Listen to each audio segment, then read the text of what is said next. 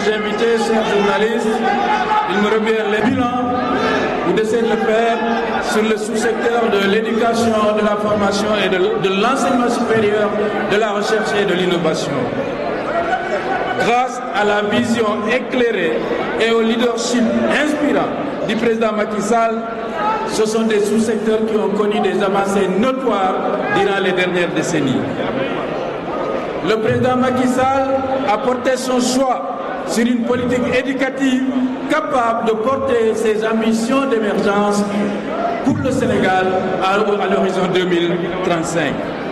C'est ainsi que le gouvernement a mis en place le programme Paquet, qui est le programme d'amélioration de la qualité, de l'équité et de la transparence. Mais pour cela, évidemment, il faut des moyens. Une ambition, c'est aussi le budget. Et le budget du ministère de l'Éducation nationale, il est passé de 328 milliards à 909 milliards, 323 millions 430 000, soit presque le triple de ce qu'on avait en 2012. Quasiment le triple. Cela a permis de faire quoi? De résorber quasiment tous les abris provisoires qui étaient de 18% de nos infrastructures scolaires. On a introduit les langues nationales pour asseoir une école qui respecte notre culture.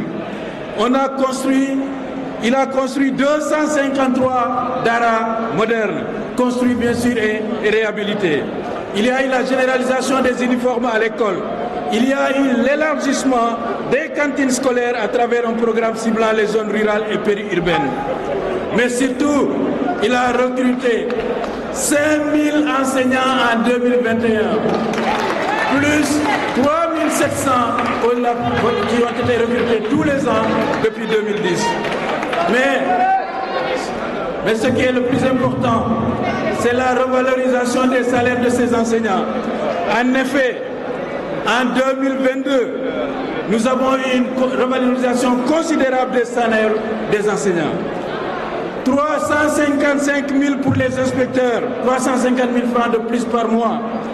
264 000 francs de plus pour les professeurs d'enseignement secondaire.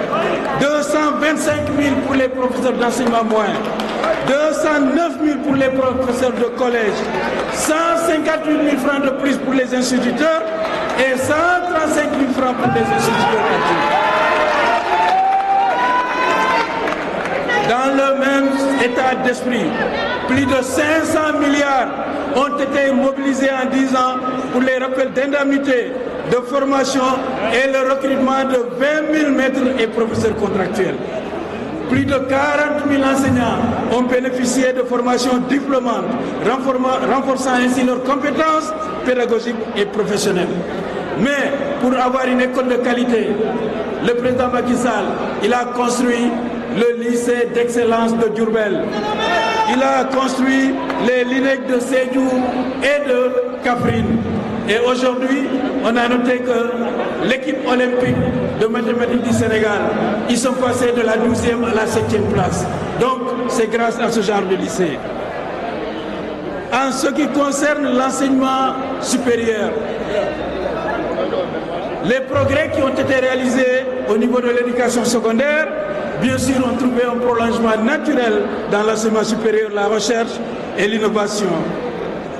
On avait 5 universités en 2012. Le Sénégal compte aujourd'hui 11 universités publiques. Nous sommes passés de 5 à 11 universités publiques, dont l'université Souleymane Niang de Matam et l'université du Sénégal oriental. Pourquoi je cite ces deux universités? Parce que nos 5 universités étaient toutes au plus à 100 km de la côte atlantique.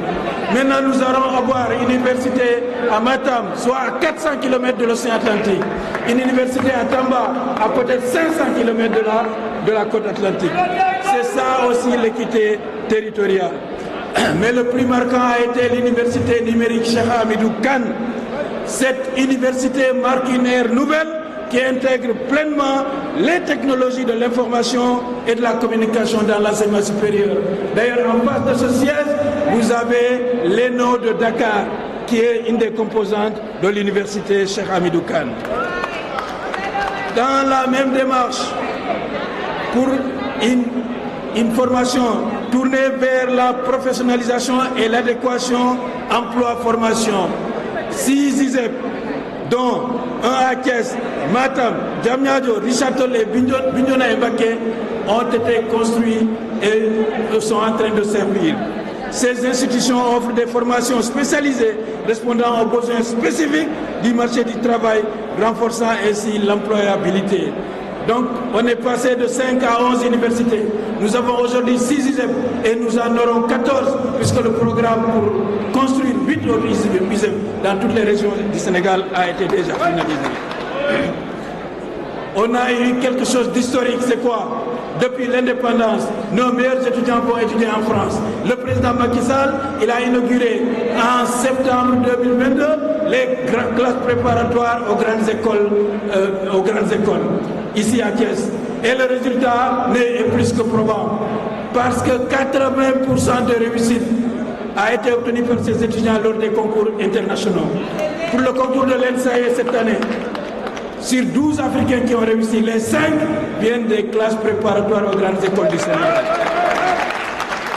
Les conditions de travail de la communauté universitaire ont été aussi largement améliorées. Dans le cadre des accords que nous avons obtenus en 2022, l'assistant a obtenu une augmentation salariale de 245 000 francs par mois. Le maître de conférence, 295 000 francs par mois. Les maîtres de conférence titulaires, 330 000 francs par mois. Les professeurs assimilés, 395 000 francs par mois. Et les professeurs de classe exceptionnelle comme M. Ismaïla Madior Fall, 495 000 francs. Donc, c'est cet ensemble de réformes que l'on retrouve aussi au niveau de nos campus. L'étudiant sénégalais est peut-être l'un des seuls au monde qui paie son repas à 100 francs. Même le président Macky Sall, 40 ans auparavant, il payait 110 francs son repas. En 2024, l'étudiant sénégalais paye 100 francs son repas. La conséquence, 100 000 repas par jour au coude, 68 millions par jour de subventions. Il n'y a que le Sénégal qui fait ça. En ce qui concerne les bourses, en 2023, le Sénégal a payé 82 milliards de bourses aux étudiants, contre 35 000 francs en Côte d'Ivoire, qui est pourtant plus peuplé que le Sénégal et qui est probablement plus riche. En nombre de lits, on est passé pour les étudiants de 6 000 à 22 000 lits en 2022. On est passé de 6 000 à 22 000 lits. Mais pour couronner le tout, le personnel administratif qui n'avait pas un régime clair, le président de la République a signé le décret pour permettre à ces dignes travailleurs d'avoir un régime clair reconnu par l'État.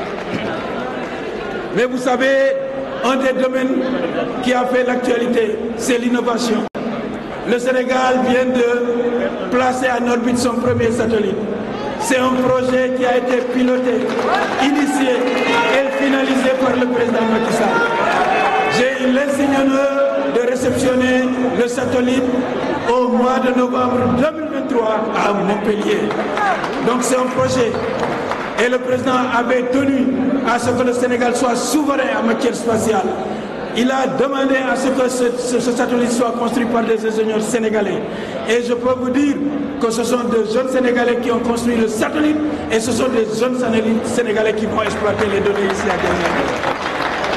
Le président Macky Sall, le panafricain, il a mis un dépôt de 2 milliards pour permettre à l'ensemble du Conseil africain et malgache de mettre un prix Macky Sall pour la recherche.